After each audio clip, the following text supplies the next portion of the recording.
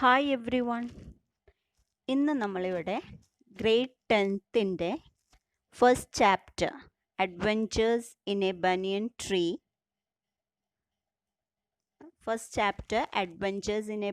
ട്രീയിലെ ആക്ടിവിറ്റീസ് ആണ് ചെയ്യാൻ പോകുന്നത്. അപ്പോൾ നമുക്ക് നോക്കാം.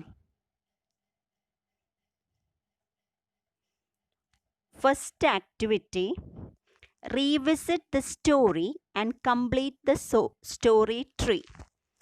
അപ്പോൾ ആ ഒരു സ്റ്റോറിയിലത്തെ ക്യാരക്ടേഴ്സ്, മെയിൻ ഈവൻറ്റ്സ്, സെറ്റിങ്സ് ഇതെല്ലാം കംപ്ലീറ്റ് ചെയ്യാനാണ് ഫസ്റ്റ് ആക്ടിവിറ്റി. അതിൽ ക്യാരക്ടേഴ്സ് നമ്മൾ കുറേ ക്യാരക്ടേഴ്സിനെ കണ്ടു. അത് 2 എക്സാമ്പിൾ തന്നിട്ടുണ്ട്. The boy, a lover of nature, പിന്നെ grandfather, a 65-year-old man. പിന്നെ വേറെ ബബിൾസ് അവിടെ ഉണ്ട്. അപ്പോൾ അത് നമ്മൾ വേറെ ഏതൊക്കെ ക്യാരക്ടേഴ്സ് ഉണ്ടായിരുന്നു അഡ്വെഞ്ചേഴ്സ് ഇൻ എ ബനിയൻ ട്രീയിൽ? ഏതൊക്കെ ക്യാരക്ടേഴ്സ് ആയിരുന്നു? Cobra, yes. പിന്നെ മംഗൂസ്. പിന്നെ ആരൊക്കെ ഉണ്ടായിരുന്നു? ഗ്രേ സ്ക്വിറൽ, പിന്നെ വൈറ്റ് റാറ്റ്, എ ജംഗിൾ ക്രോ, മൈന, പിന്നെ വൈറ്റ് റാറ്റ്. അപ്പോൾ ഇതാണ് അതിലുള്ള മെയിൻ ക്യാരക്ടേഴ്സ്, അതിലുണ്ടായിരുന്ന ക്യാരക്ടേഴ്സ്. അപ്പം നമ്മൾ ആ ബബിൾസിൽ, ആ ട്രീയുടെ ബബിൾസിൽ ക്യാരക്ടേഴ്സ് എന്നുള്ളതിൽ അതെഴുതും. ഓക്കെ, മനസ്സിലായില്ലേ?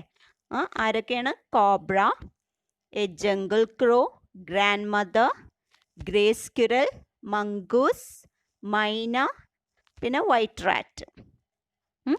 അപ്പോൾ ക്യാരക്ടേഴ്സ് കഴിഞ്ഞു.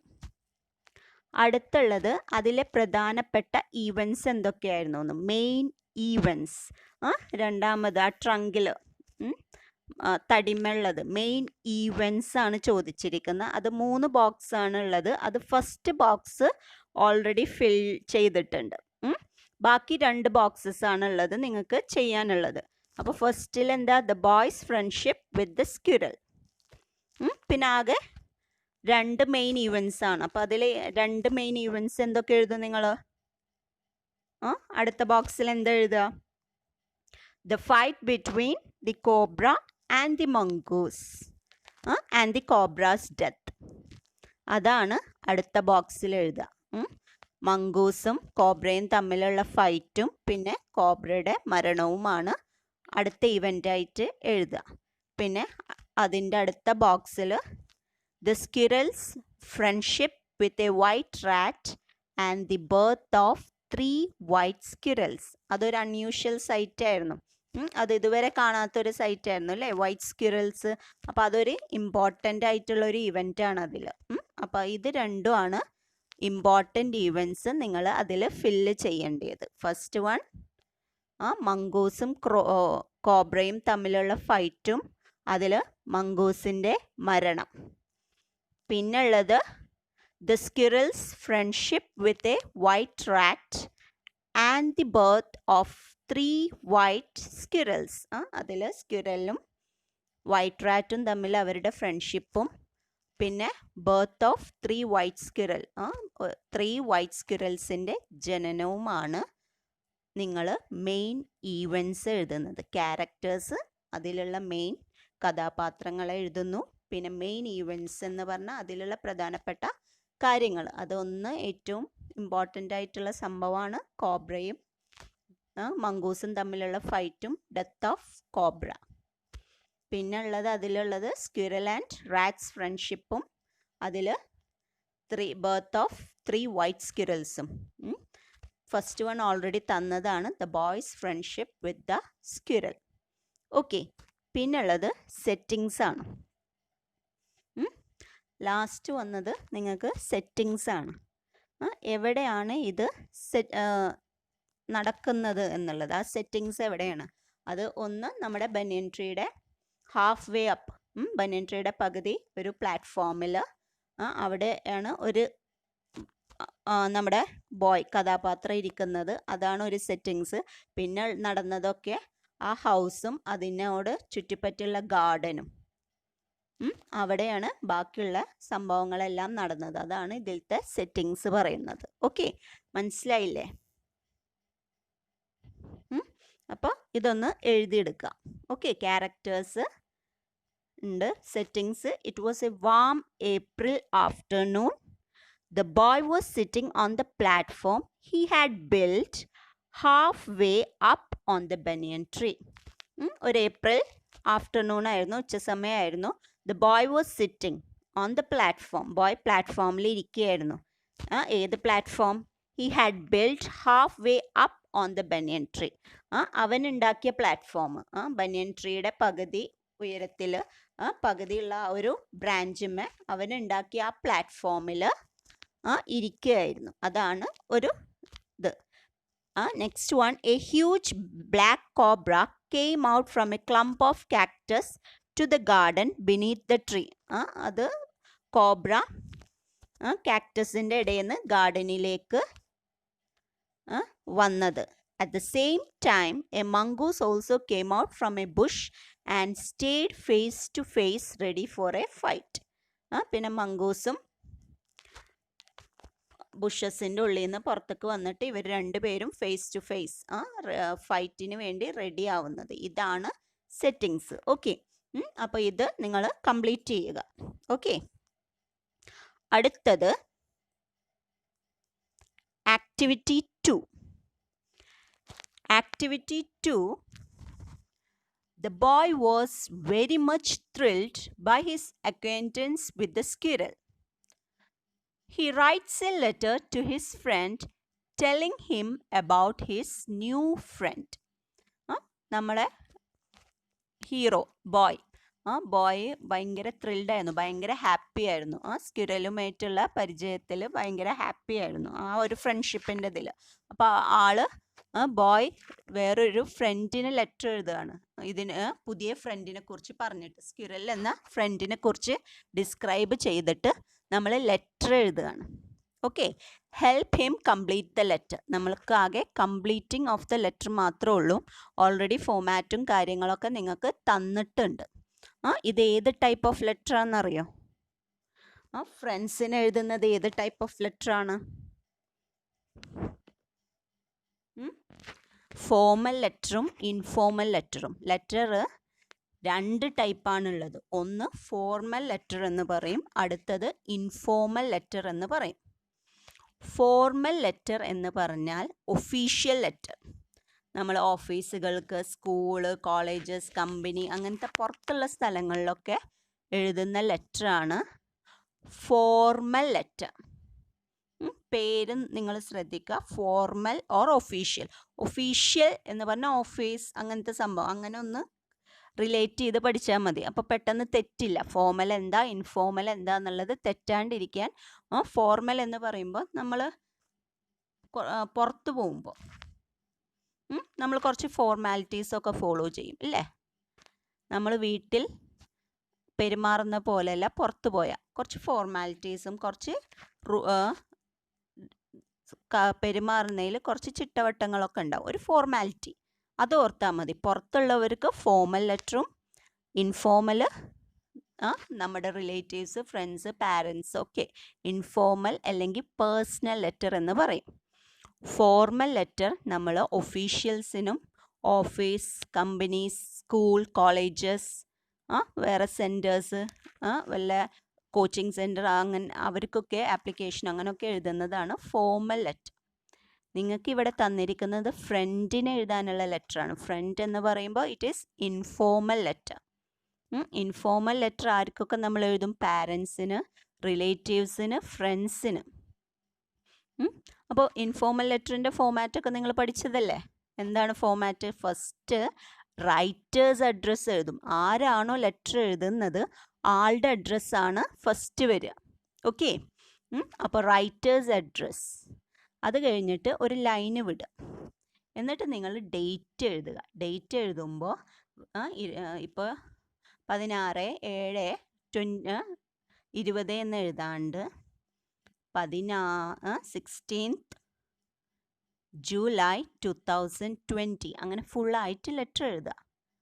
പിന്നെ സല്യൂട്ടേഷൻ എന്ന് പറയും. ആർക്കാണ് എഴുതുന്നത് അവർക്ക് my dear dad, dear mum, my dear friend, അല്ലെങ്കിൽ ഡിയർ അങ്കിൾ, ഡിയർ ആൻറ്റ്, അങ്ങനെ അതിനെയാണ് സല്യൂട്ടേഷൻ എന്ന് പറയുക. ഓക്കെ. പിന്നെ നമ്മൾ 2 പാരഗ്രാഫ്സിൽ മിനിമം ഒരു 2 പാരഗ്രാഫെങ്കിലും ലെറ്റർ എഴുതുക. ഫസ്റ്റിൽ ഒരു പൊതുവായിട്ടുള്ള കാര്യങ്ങൾ, എന്താണ് അവിടുത്തെ വിശേഷം, ഇവിടെ സുഖമല്ല, hope you are fine there, I am fine here, how is your school. അപ്പോൾ ഫ്രണ്ട്സൊക്കെ ആണെങ്കിൽ ഹൗ ഈസ് യുവർ സ്കൂൾ, അങ്ങനെ ഒരു സ്റ്റാർട്ടിങ് പാരഗ്രാഫിൽ അങ്ങനത്തെ കുറച്ച് കാര്യങ്ങൾ എഴുതുക.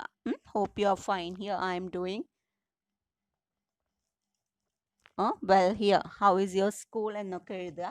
പിന്നുള്ളത്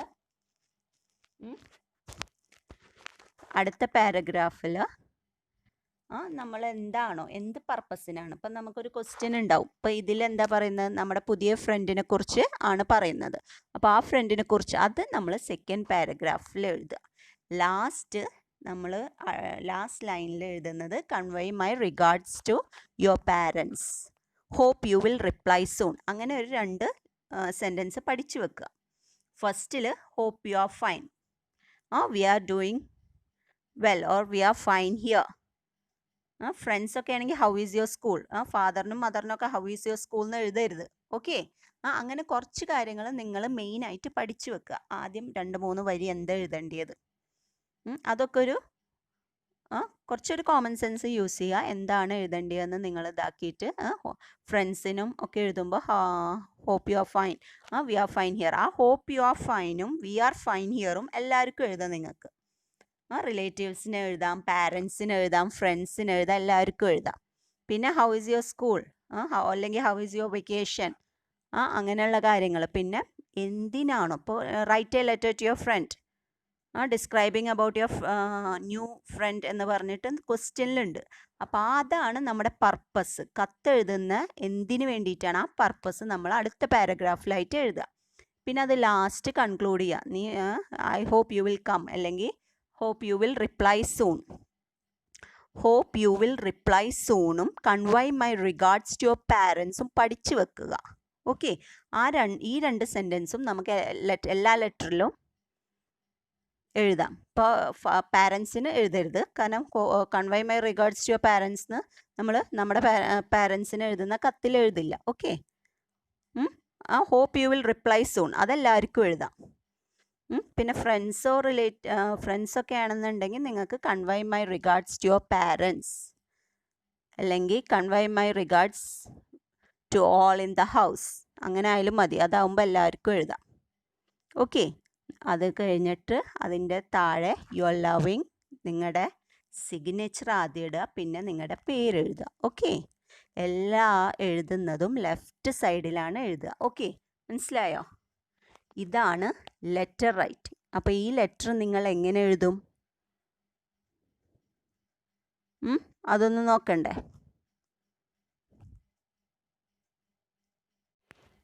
സോ ഇവിടെ ലെറ്റർ എങ്ങനെയെന്ന് മനസ്സിലായില്ലേ? ഇനി നമുക്കത് കംപ്ലീറ്റ് ചെയ്യാം. നിങ്ങൾക്ക് ഓൾറെഡി അഡ്രസ്സ് തന്നിട്ടുണ്ട്, ബോയുടെ അഡ്രസ്സ് തന്നിട്ടുണ്ട്, IV കോട്ടേജ്, ലാൻഡർകാണ്ട്, ഡെഹ്റാഡൂൺ. അത് കഴിഞ്ഞിട്ട് ഡേറ്റ് കണ്ടില്ലേ? ഡേറ്റ് ശ്രദ്ധിച്ച് നോക്കിയേ. 28 ഏപ്രിൽ 1997 മുഴുവനായിട്ട് നമുക്കൊരു ഡേറ്റ് എഴുതണം. അത് കഴിഞ്ഞിട്ട് salutation, dear Shravan. Salutation dear Shravan. ആർക്കാണോ നമ്മൾ ലെറ്റർ എഴുതണം അവരെ. ഡിയർ ഫാദർ ആണെങ്കിൽ ഫാദർ, ഡിയർ ശ്രാവൺ. ആർക്കാണോ ലെറ്റർ എഴുതുന്നത് അവരെ ഡിയർ എന്ന് പറഞ്ഞിട്ട് അവരുടെ പേരോ എന്താണെന്ന് വെച്ച് എഴുതിയിട്ട് കോമ ഇടണം. ഓക്കെ. അത് കഴിഞ്ഞിട്ട് hope you are enjoying your vacation there.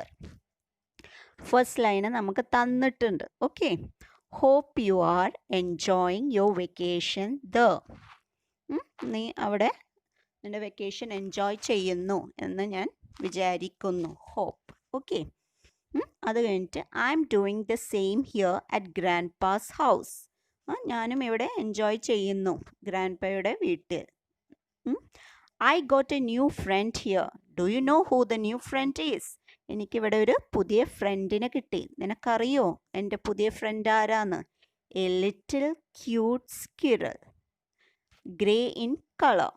ഒരു ചെറിയ ക്യൂട്ടായിട്ടുള്ളൊരു സ്ക്വിറലാണ്, ഗ്രേ കളറിലുള്ളതാണ്.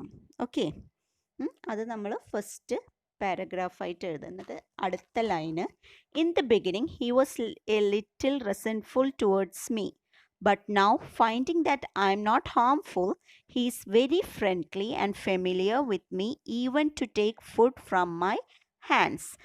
ആദ്യമൊക്കെ ആൾ ഭയങ്കര മടിയായിരുന്നു എൻ്റെ അടുത്തേക്ക് വരാൻ.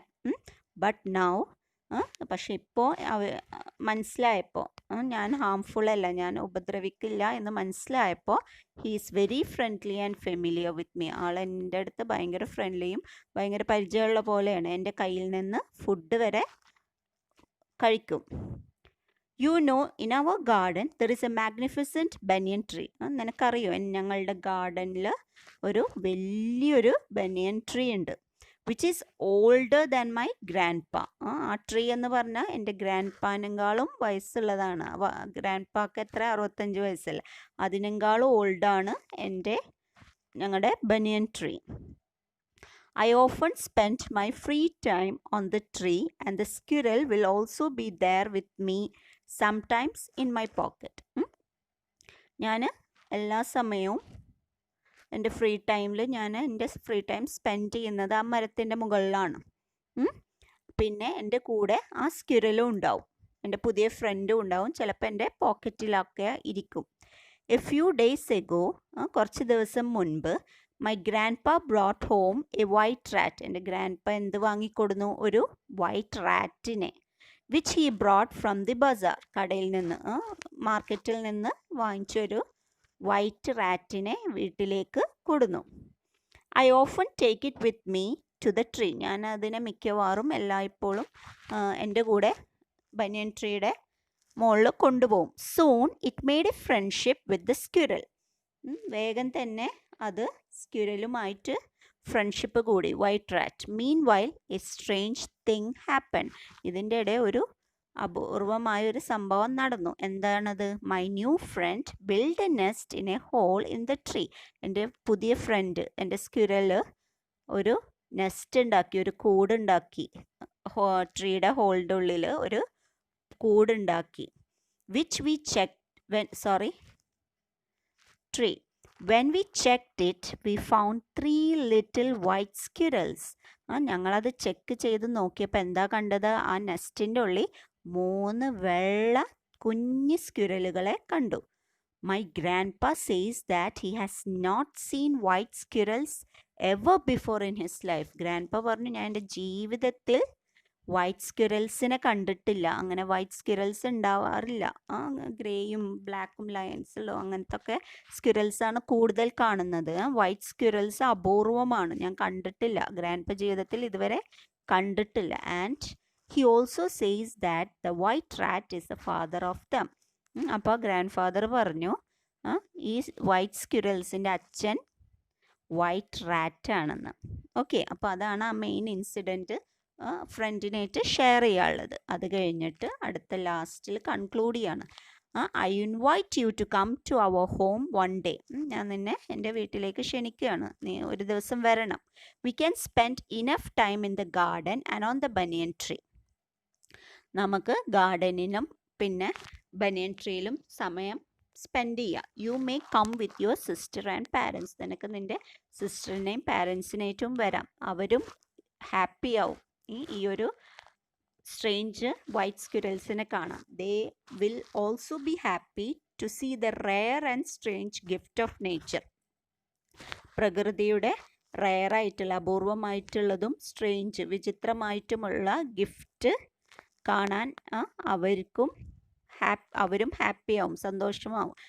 എന്താണ് ആ rare and strange gift of nature? പ്രകൃതിയുടെ അപൂർവവും പിന്നെ അധികം കാണാൻ കിട്ടാത്തതുമായിട്ടുള്ള വിചിത്രമായ ഗിഫ്റ്റ് എന്താണ്? White squirrels. ലാസ്റ്റ് ഞാൻ പറഞ്ഞ പോലെ തന്നെ, convey my regards to all at home. I hope to see you soon. അത് കഴിഞ്ഞിട്ട് അടുത്ത ലൈനിൽ യു ആർ ലവിങ് എന്ന് പറഞ്ഞിട്ട്, അത് നിങ്ങൾക്ക് ഓൾറെഡി ക്വസ്റ്റ്യനിൽ തന്നിട്ടുണ്ട്. യോഴ്സ് ലവിങ്ലി. എസ് ടി എന്ന് പറഞ്ഞാൽ നിങ്ങളുടെ സിഗ്നേച്ചർ. അത് കഴിഞ്ഞിട്ട് അടിയിലാണ് നിങ്ങൾ പേര് എഴുതുക. ഓക്കെ, അപ്പോൾ ഈ ഫോമാറ്റ് തന്നെ എഴുതിയാൽ കറക്റ്റായിട്ട് ഫോമാറ്റ് നിങ്ങൾ തെറ്റിക്കാതെ എഴുതുക. അപ്പോൾ ആദ്യം എന്ത് എഴുതുക?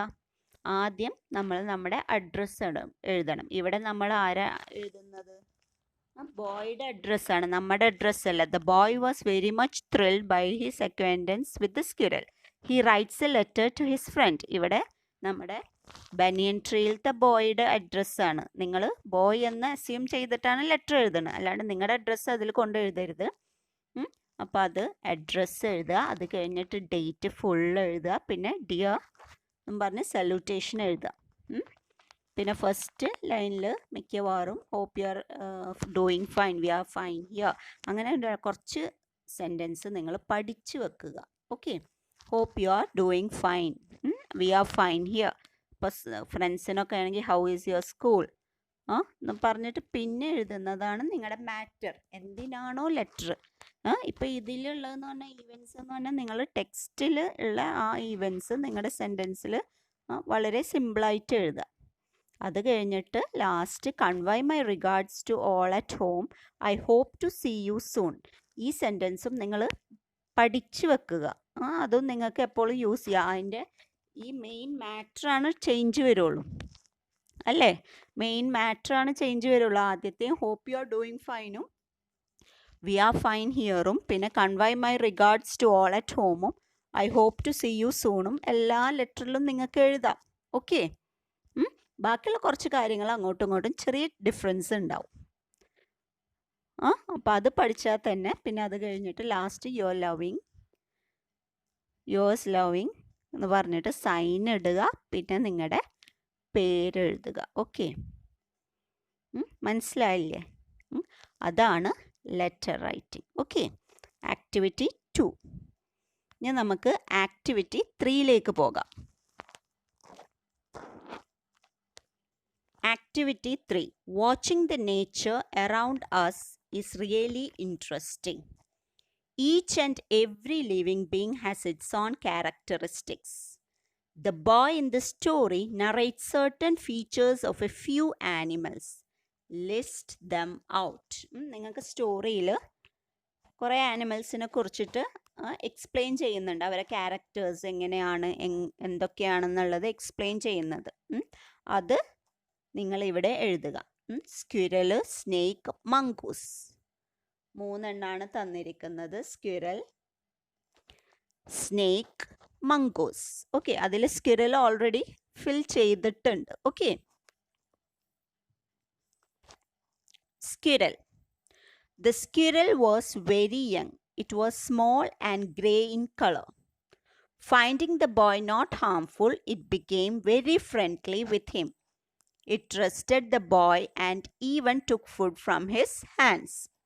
യങ് ആയിരുന്നു, സ്മോൾ ആയിരുന്നു, കളറ് ഗ്രേ ആയിരുന്നു, വളരെ ഫ്രണ്ട്ലി ആയിരുന്നു. പിന്നെ ഭയങ്കര സൂക്ഷ്മമായിട്ട് ഒബ്സർവ് ചെയ്യുന്ന, നിരീക്ഷിക്കുന്ന ആളായിരുന്നു.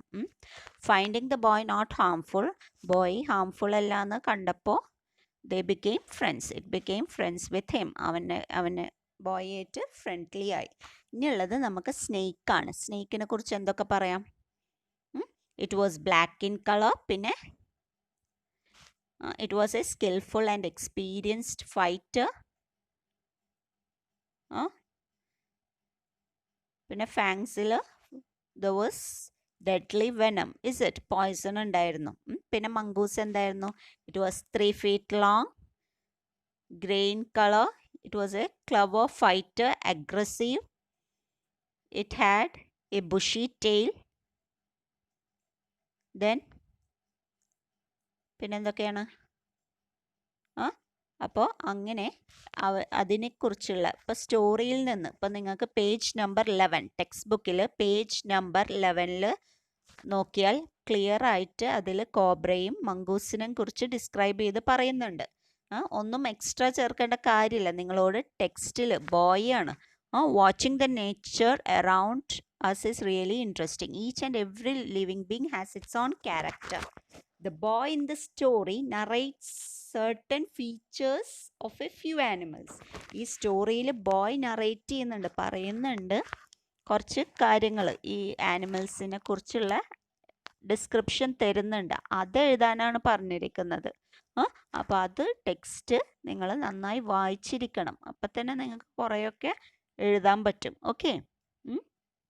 അപ്പോൾ പേജ് നമ്പർ 11 ക്ലിയർ ആയിട്ട് സ്നേക്കിനെ കുറിച്ചും മംഗൂസിനെ കുറിച്ചും ഉണ്ട്. Okay.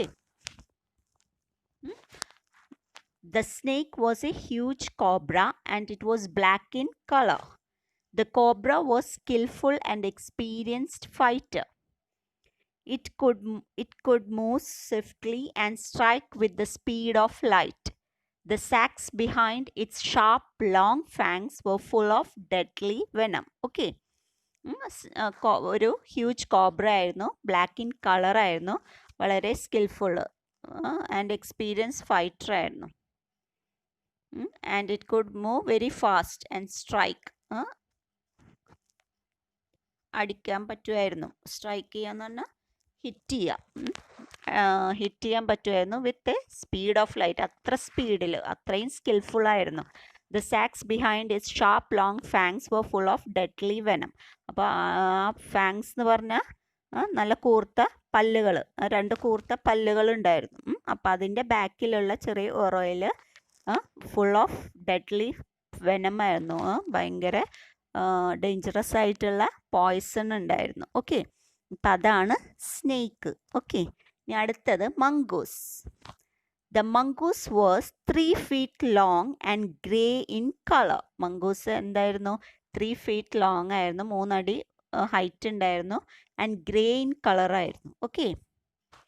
It was a super fighter, clever and aggressive. നല്ലൊരു ഫൈറ്റർ ആയിരുന്നു, ഭയങ്കര ബുദ്ധിയും അഗ്രസീവ് ആയിരുന്നു, ആക്രമണ സ്വഭാവമുള്ള ആയിരുന്നു. It had a bushy tail, ഭയങ്കര തിക്കായിട്ടുള്ള ടെയിൽ ഉണ്ടായിരുന്നു. The long hair on its spine was thick enough to save him from the bites of snake. അപ്പോൾ ആ ടെയിൽ തിക്കാക്കുമ്പോൾ അത് ആ ഒരു ഇതിൽ അതിനെ സേവ് ചെയ്യാൻ പറ്റിയിരുന്നു, മറ്റുള്ള അറ്റാക്കേഴ്സിൽ നിന്ന് സേവ് ചെയ്യാൻ ഈ ഒരു ഇത് കഴിഞ്ഞു, ഈ ഒരു ബുഷി ടെയിലിന് കഴിഞ്ഞു. ഓക്കെ. അപ്പോൾ അതാണ് മംഗൂസിനെ കുറിച്ചുള്ളത്. ഓക്കെ. എല്ലാം ടെക്സ്റ്റിൽ തന്നെ ഉണ്ട്, നിങ്ങൾക്ക് ടെക്സ്റ്റിൽ നിന്ന് കിട്ടും. പേജ് നമ്പർ 11 ക്ലിയർ ആയിട്ട് തന്നിട്ടുണ്ട്. ഓക്കെ. അപ്പോൾ ഇത് എഴുതുക. അപ്പോൾ നമുക്ക് അടുത്ത ആക്ടിവിറ്റിയിലേക്ക് പോവാം. Activity number 4. The boy was thrilled at seeing the fight between the cobra and the mongoose. You may also have the same feeling. Narrate the fight scene in your own words. അപ്പോൾ boy വളരെ ഹാപ്പിയും thrilled ആയിരുന്നു ഈ ഒരു fight കാണാം. കാരണം ഒരു അപൂർവ കാഴ്ചയായിരുന്നു, അത്രയും എക്സൈറ്റഡ് ആയിരുന്നു. അപ്പോൾ അതിനെക്കുറിച്ച് നിങ്ങൾക്കും ഇതുപോലത്തെ കുറേ ഫീലിങ്സ് ഉണ്ടാവാം. Narrate the fight scene in your own words. ആ ഒരു fight scene between mongoose and cobra, അവർ തമ്മിലുള്ള ഫൈറ്റ് നിങ്ങൾ ഓൺ വേർഡ്സിൽ എഴുതാനാണ് അടുത്ത ആക്ടിവിറ്റി നമ്പർ 4. അത് ഫസ്റ്റ് തന്നിട്ടുണ്ട്. The boy was sitting on the platform half way up the tree. Already hint തന്നിട്ടുണ്ട്, ഫസ്റ്റ് സ്റ്റാർട്ടിങ് തന്നിട്ടുണ്ട്. അപ്പം നിങ്ങൾ ആ ഫൈറ്റ് ഡിസ്ക്രൈബ് ചെയ്യാണ് പറഞ്ഞിട്ടുള്ളത്. ഓക്കെ. അപ്പോൾ ഇതും പേജ് നമ്പർ 11 ക്ലിയറായി തന്നിട്ടുണ്ട്. എപ്പോഴായിരുന്നു ഫൈറ്റ്, എപ്പോഴാണ് സംഭവം, എന്താണ് എപ്പോഴാണെന്നുള്ളത് ക്ലിയറായിട്ട് എഴുതണം. പിന്നെ എന്താണ് സംഭവിച്ചത്, പിന്നെ അതിനെക്കുറിച്ചുള്ള ഡിസ്ക്രിപ്ഷൻ. ഓക്കെ. അങ്ങനെയാണ് അത് എഴുതുക. നിങ്ങൾ ആ ഒരു ഈ ടെക്സ്റ്റിലുള്ള വേർഡ്സ് തന്നെ യൂസ് ചെയ്തിട്ട് നിങ്ങൾക്കത് എഴുതാവുന്നതാണ്. ആ ഒരു ആക്ടിവിറ്റി നിങ്ങൾക്ക് ആ ടെക്സ്റ്റിൽ ഓൾറെഡി ക്ലിയർ ആയി തന്നിട്ടുണ്ട്, ആ fight between mongoose and the cobra. അപ്പോൾ നമുക്ക് നോക്കാം. ഓഫ് ചാമ്പ്യൻസ്, ചാമ്പ്യന്മാരുടെ യുദ്ധം. The boy was sitting on the platform halfway up the tree. He used to read books and enjoy sights down in the garden sitting there. അപ്പോൾ ആള് ആ പ്ലാറ്റ്ഫോമിൽ ഇരിക്കുകയായിരുന്നു. അവിടെ എന്താ ചെയ്യാറ്, പ്ലാറ്റ്ഫോമിൽ ഇരുന്നിട്ട് എന്താ ചെയ്യാറ്, ബുക്സ് വായിക്കും, പിന്നെ താഴെ നടക്കുന്ന കാഴ്ചകൾ എൻജോയ് ചെയ്യുകയാണ് ചെയ്യാറ്. One April afternoon, when everyone was indoors due to the warm breeze of the approaching summer, he was sitting up on the tree as usual.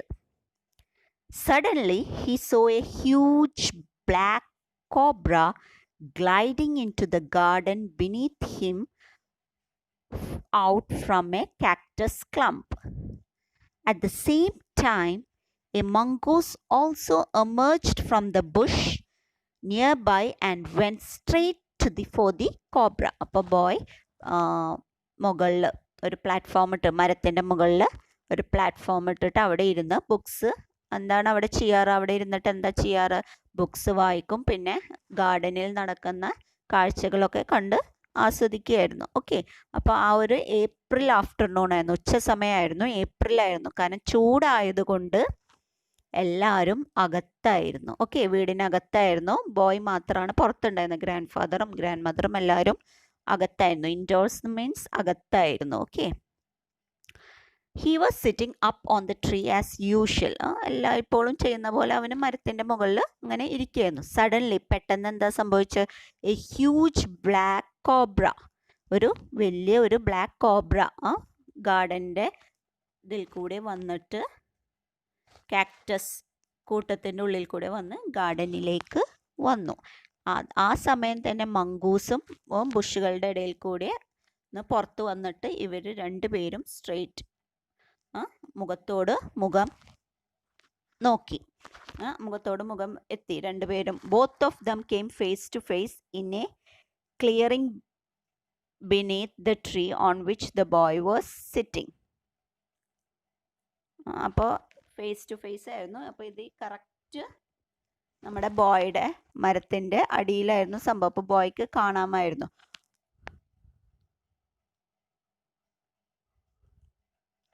The cobra defiantly darted his forked tongue in and out and raised 3 of his 6 feet off the ground. അപ്പോൾ cobra എന്ത് ചെയ്തു? കോബ്രയുടെ നാവ് ഇങ്ങനെ ഇതാക്കി, fork shape നാവ്, fork പോലെയാണ്, ഒരു V shape പോലെയാണ് നാവുള്ളത്. അത് അകത്തേക്കും പുറത്തേക്കും ഇട്ട് raised 3 feet off his 6 feet off the ground. 3 അടി ഉയർത്തി, ശരീരത്തിന് 3 അടി ഉയർത്തി. The mongoose pushed its tail and the long hair on its spine stood up. അപ്പം മങ്കൂസ് എന്ത് ചെയ്തു? ടെയിൽ ഇങ്ങനെ ഇതാക്കി. അപ്പം അത് അതിൻ്റെ മുകളിൽ സ്പൈനൊക്കെ ഇങ്ങനെ എഴുന്നേറ്റ് നിന്നു. They were ready to fight each other. രണ്ടുപേരും ഫൈറ്റിന് റെഡിയായിരുന്നു. 2 other spectators, a myna and a jungle crow, also came to the scene. വേറെ 2 ആൾക്കാർ, സ്പെക്ടേറ്റേഴ്സ് മീൻസ് കാണികൾ, 2 കാണികളായിരുന്നു. ഒരു മൈനയും പിന്നെ ഒരു ജംഗിൾ ക്രോയും, കാട്ട് കാക്കയും. who came to the scene. അവർ സീനിലേക്ക് വന്നു. The cobra tried to mesmerize his opponent into making a false move. അപ്പോൾ ഈ കോബ്ര എന്താ ചെയ്തത്? ഈ ഒരു ഒപ്പോണൻറ്റ്, ഓപ്പോസിറ്റ് നിൽക്കുന്ന നമ്മുടെ എതിരാളിയെ തെറ്റിക്കാൻ വേണ്ടി ഇങ്ങനെ ഇങ്ങനെ അങ്ങോട്ടും ഇങ്ങോട്ടും ഇങ്ങനെ പതുക്കെ മൂവ് ചെയ്തു. അപ്പോൾ ഈ ഒരു ഇതിൽ മങ്കൂസിൻ്റെ ശ്രദ്ധ പോവുമെന്നാണ് കോബ്ര വിചാരിച്ചത്. But the mongoose knew the trick and did not fall into the trap. പക്ഷെ മങ്കൂസിന് ഈ ഒരു ട്രിക്ക് അറിയായിരുന്നു, അതുകൊണ്ട് അതിൽ ശ്രദ്ധിച്ചില്ല. The mongoose moving forward made a feint to one side. മങ്കൂസ് മുന്നിലേക്ക് നീങ്ങിയിട്ട് ഒന്ന് ഒരു സൈഡിലേക്ക് ചാടി, പെട്ടെന്ന് ഒരു സൈഡിലേക്ക് ചാടി. The cobra struck but missed the aim. Cobra ഒന്ന് കൊത്താൻ നോക്കി, പക്ഷെ കിട്ടിയില്ല, കാരണം പെട്ടെന്ന് മങ്കൂസ് ഒരു സൈഡിലേക്ക് ചാടി. Immediately the mongoose darted on the cobra. അപ്പം എന്താ ചെയ്തത്? അപ്പം പെട്ടെന്ന് തന്നെ മങ്കൂസ് കോബ്രയെ അറ്റാക്ക് ചെയ്തു. And bit on its back. ബാക്കിൽ കടിച്ചു. At the same moment, the myna and the crow also dived at the snake and also dived at the cobra but collided themselves. അപ്പോൾ ആ ഒരു സെയിം സമയത്ത് നമ്മുടെ മൈനയും ക്രോയും സ്പെക്ടേറ്റേഴ്സ് കാണികളും അവർ കോബ്രയുടെ അടുത്തേക്ക് വന്നു. ബട്ട് അവർ രണ്ടുപേരും തമ്മിലിടിച്ചു. The cobra started getting weaker and weaker as the mongoose attacked him vigorously and repeatedly. അപ്പോൾ cobra വീക്കായി തുടങ്ങി, ദുർബലനായി തുടങ്ങി. കാരണം മംഗൂസ് വീണ്ടും വീണ്ടും ഭയങ്കര ശക്തിയോടുകൂടി ഭയങ്കര സ്മാർട്ടായിട്ട് അറ്റാക്ക് ചെയ്യായിരുന്നു. In the fight the cobra whipped his head back and his snout thudded forcefully against the crow's body, killing it. അപ്പോൾ ഇത് 2-3 പ്രാവശ്യം നമ്മൾ കണ്ടു, ക്രോയും മൈനയും വന്ന് അറ്റാക്ക് ചെയ്യുന്നത്. പക്ഷെ ലാസ്റ്റ് ടൈമിൽ എന്ത് പറ്റി? കോബ്ര പെട്ടെന്ന് അടിച്ചപ്പോൾ കാക്കനെയാണ് ഇടിച്ചു വീഴ്ത്തിയത്. അങ്ങനെ കാക്ക ചത്തു വീഴുകയാണ് ചെയ്യുന്നത്. Cross body killing it. അത് അടിച്ചപ്പോൾ ക്രോഡമ്മയാണ് തട്ടിയത്. ദെൻ ദ മൈന വൈസ്ലി റിഫെയിൻ ഫ്രം എനി മോർ ഇൻ്റർഫിറൻസ്. ഇത് കണ്ടപ്പോൾ ക്രോനെ അറ്റാക്ക് ചെയ്തിട്ട് ക്രോ ചത്തത് കണ്ടപ്പോൾ മൈന പിന്നെ എന്ത് ചെയ്തു? വളരെ ബുദ്ധിപരമായിട്ട് പിന്നെ ഈ ഒരു മംഗൂസിൻ്റെയും കോബ്രയുടെയും ഫൈറ്റിൽ പിന്നെ ഒരു ഇടപെടലും നടത്തിയില്ല, ഇൻ്റർഫിയർ ചെയ്തില്ല. Finally, the mongoose with a lightning snap had the cobra by his snout. അങ്ങനെ കോബ്രനെ മംഗൂസ് കീഴ്പ്പെടുത്തി. He withered for a while and gradually stopped struggling. ആദ്യമൊക്കെ ഒന്ന് ഇതാക്കി ഇങ്ങനെ പടഞ്ഞതായി, പിന്നെ ലാസ്റ്റ് സ്റ്റോപ്പ് ചെയ്തു. ആ ഒരു സ്ട്രഗ്ലിംഗ് സ്റ്റോപ്പ് ചെയ്തു. The winning mongoose gripping its enemies who dragged it into the bushes. അപ്പോൾ ഈ ഒരു ദ വിന്നിങ് മംഗൂസാണ് ജയിച്ചത്. മംഗൂസ് എന്ത് ചെയ്തു? ഈ കോബ്രനെ ഡ്രാഗ് ചെയ്തിട്ട് വലിച്ചുകൊണ്ട് ബുഷസിലേക്ക് പോയി. അപ്പം മൈന എന്താണ് ചെയ്തത്?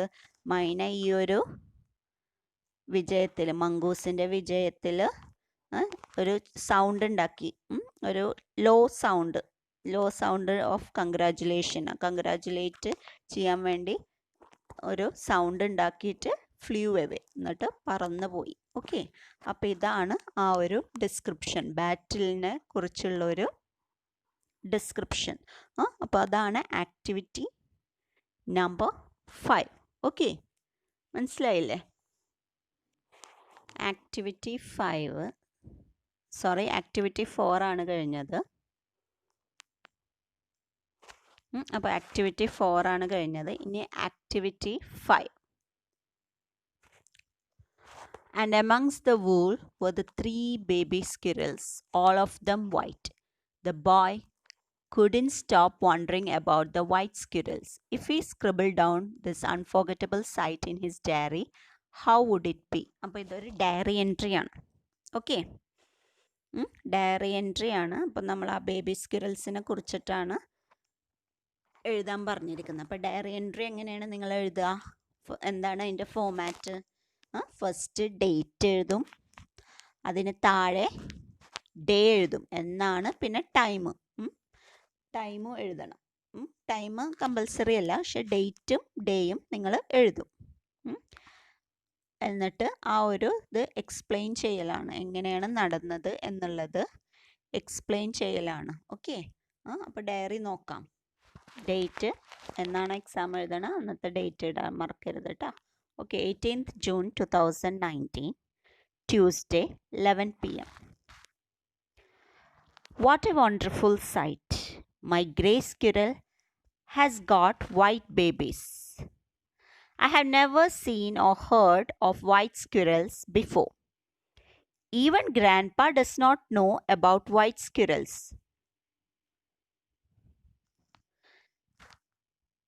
Grandpa is really a nice person. He loves trees, birds, animals, and everything in nature. I know he loves me too very much. Actually, he might have brought the white rat for me. He said the rats and squirrels were related each other. It is right, as Grandpa said, the father of the white baby squirrel is my white rat. How many varieties of creature are there in the nature? We should do everything to protect the nature and its creatures. I am proud of my grey squirrel, white rat, and the white baby squirrels. I will bring all my school friends here to show them this wonderful sight.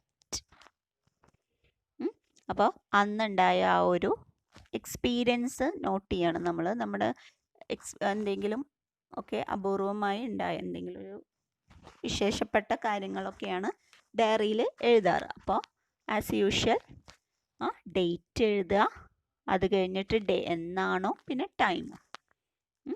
അത് what A wonderful site, എന്തൊരു മനോഹരമായ സൈറ്റായിരുന്നു. എൻ്റെ grey സ്ക്വിറലിന് white ബേബീസിനെ കിട്ടി. My grey squirrel has got white babies. I had never seen or heard of white squirrels before. ഞാൻ ഇതുവരെ എൻ്റെ ജീവിതത്തിൽ വൈറ്റ് സ്ക്വിറൽസിനെ കുറിച്ച് കേൾക്കുകയോ കാണുകയോ ചെയ്തിട്ടില്ല. Even grandpa doesn't know about white squirrels. ഗ്രാൻഡ് പയും കണ്ടിട്ടില്ല എന്നാണ് പറഞ്ഞിട്ടുള്ളത്. Grandpa is really a nice person. He loves trees, birds, animals and everything in nature. പ്രകൃതികളെല്ലാം തന്നെയും ഗ്രാൻഡ്പാ സ്നേഹിച്ചിരുന്നു. Trees, birds, animals. I know he loves me too very much. എനിക്കറിയാം ഗ്രാൻഡ്പാക്ക് എന്നെ ഇഷ്ടമാണെന്ന്. Actually he might have brought the white rat for me. ആ white rat മിക്കവാറും എനിക്ക് വേണ്ടി കൊടുന്നതാവും. He said the rats and squirrels were related to each other. Grandpa പറഞ്ഞിരുന്നു റാറ്റും സ്ക്വിറൽസും related ആണെന്ന്. It is right, as Grandpa said the father of the white baby squirrel is my white rat. കാരണം grandpa പറഞ്ഞു, കാരണം white squirrels അപൂർവമായിരുന്നു. അപ്പോൾ grandpa പറഞ്ഞു ആ white സ്ക്വിറൽസിൻ്റെ അച്ഛന് എൻ്റെ വൈറ്റ് റാറ്റായിരുന്നു എന്ന്. How many varieties of creature are there in the nature. പ്രകൃതിയിൽ എത്ര വെറൈറ്റീസ് ഓഫ് ക്രീച്ചേഴ്സാണ് ഉള്ളത്. We should do everything to protect the nature and its creatures. നമ്മൾ പ്രകൃതിയെ സംരക്ഷിക്കാനും അതിൻ്റെ ജീവികളെ സംരക്ഷിക്കാനും വേണ്ടി എല്ലാം ചെയ്യണം. ഞാൻ എൻ്റെ ഗ്രേ സ്ക്വിറലിനെ കുറിച്ച് അഭിമാനിക്കുന്നു. ഗ്രേ സ്ക്വിറലിനെ, വൈറ്റ് റാറ്റിനെ ആൻഡ് ദ വൈറ്റ് ബേബി സ്ക്വിറൽസിനെ കൊണ്ട് അഭിമാനിക്കുന്നു. ഞാൻ എൻ്റെ ഫ്രണ്ട്സിനെല്ലാവരും കൊടുന്ന് ഈ ഒരു വണ്ടർഫുൾ സൈറ്റ് കാണിച്ചു കൊടുക്കും. അതൊരു അപൂർവ സൈറ്റായിരുന്നു, അത് ഞാൻ കാണിച്ചു കൊടുക്കും. ഓക്കെ, അപ്പോൾ അതാണ് ഡയറി എൻട്രി. അപ്പോൾ ഇതിൽ നമ്മൾ മെയിനായിട്ട് എന്തൊക്കെ കണ്ടു? ലെറ്റർ റൈറ്റിംഗ് കണ്ടു, ഡയറി എൻട്രി കണ്ടു. ഓക്കെ, അടുത്തത് 6 നിങ്ങൾക്ക് സീൻസ് തന്നിട്ടുണ്ട് സ്റ്റോറിയിൽ. ആ സീൻസ് മനസ്സിലാക്കിയിട്ട് എന്താണെന്നുള്ള എഴുതാനാണ്. ഓക്കെ, അത് നിങ്ങൾക്ക് ചെയ്യാവുന്നേ ഉള്ളൂ. ഫസ്റ്റ് തന്നിട്ടുണ്ട് the small squirrel became friendly and familiar enough to take food from his hands. അടുത്തത് എന്താ? The boy sitting on the platform of the tree and reading books. And the next one, the crow and myna attacking the cobra. And the next one, the mongoose carrying the cobra to the bushes. And the friendship, അടുത്തത് the friendship between the rat and the squirrel. Last, finding the white squirrels in the nest. 3 white squirrel babies. അത് നിങ്ങൾക്ക് ചെയ്യാവുന്നേ ഉള്ളൂ. ഞാൻ ഇനി അടുത്ത ആക്ടിവിറ്റിയിലേക്ക് പോവാണ്. Activity number 7. A single banyan tree creates such beauty and harmony. How will it be if we have such beauty everywhere? What should we do for the conservation of nature? Discuss. Prepare a digital poster on the theme conservation of nature. അപ്പം നമ്മൾ പ്രകൃതിയെ സംരക്ഷിക്കാൻ വേണ്ടി എന്തൊക്കെ ചെയ്യുമെന്നുള്ളതാണ്. പിന്നെ ഒരു poster ഉണ്ടാക്കുക. Conserving nature, നേച്ചറിനെ conserve ചെയ്യാനുള്ളതിനെ കുറിച്ച് ഒരു പോസ്റ്റർ ഉണ്ടാക്കുക.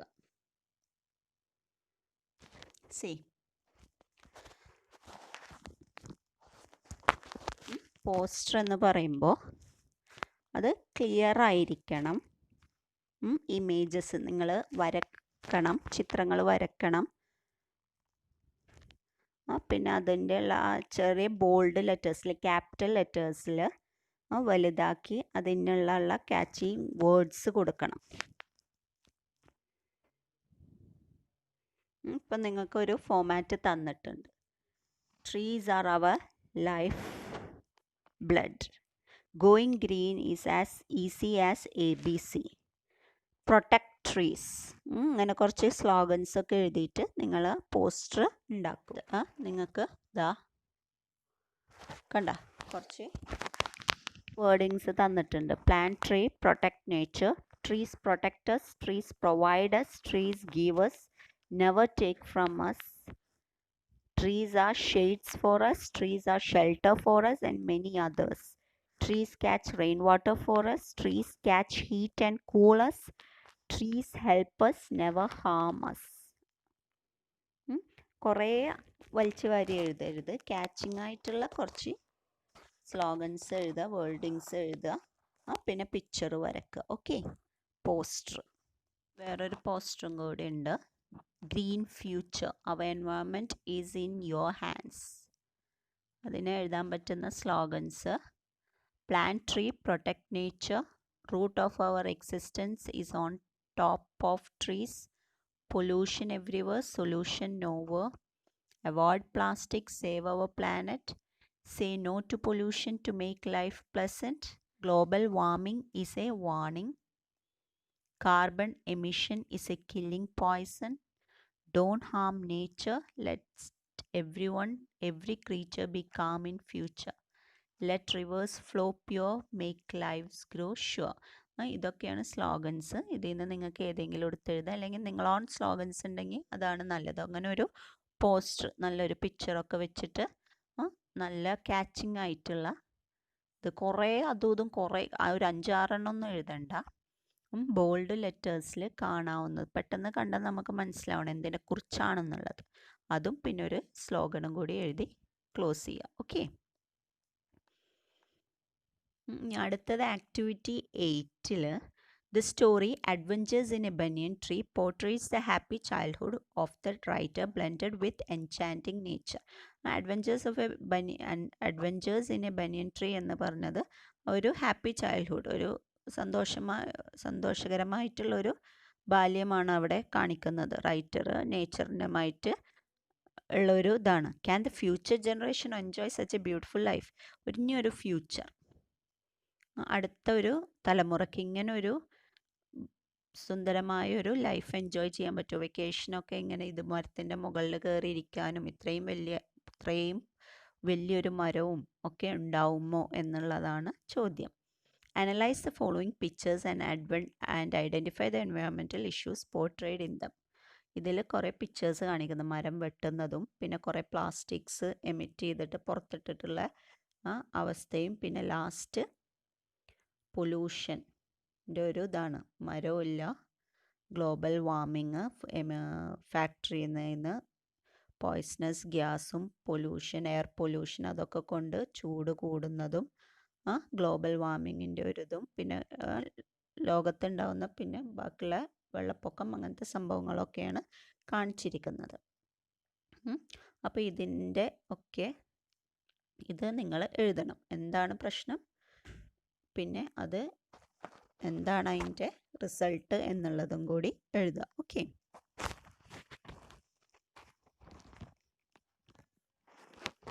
അടുത്തത് നിങ്ങൾക്കുള്ള ആക്ടിവിറ്റീസ് പിന്നുള്ളത് afforestation, plastic carry bags, control carbon emission, അങ്ങനത്തെ കുറച്ച് പൊല്യൂഷനുമായിട്ട് ബന്ധപ്പെട്ട കാര്യങ്ങളാണ്. ഓക്കെ. അപ്പോൾ ഇതൊക്കെയാണ് നിങ്ങൾക്ക് ഇതിൽ വരുന്ന മെയിൻ ആക്ടിവിറ്റീസ് കഴിഞ്ഞു. ഇതാണ് ഈ ചാപ്റ്ററിൽ വരുന്ന ഇമ്പോർട്ടൻ്റ് ആയിട്ടുള്ള ആക്ടിവിറ്റീസ്. അപ്പോൾ ഇത്രയേ ഉള്ളൂ. ഇനി അടുത്തത് നമുക്ക് അടുത്ത ക്ലാസ്സിൽ എടുക്കാം. Okay, thank you.